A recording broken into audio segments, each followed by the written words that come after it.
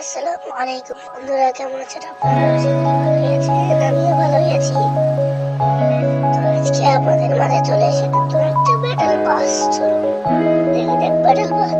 তো তার আগে বলে রাখি, আজকে আমি খুবই অসুস্থ। আপনাদের জন্য আসলে ভিডিও বানাতেই পারতাম না, কিন্তু খুব কষ্ট করে ভিডিও বানাচ্ছি। কেউ কিছু মনে করবেন না। চ্যানেলে নতুন হলে চ্যানেলটা সাবস্ক্রাইব করবেন,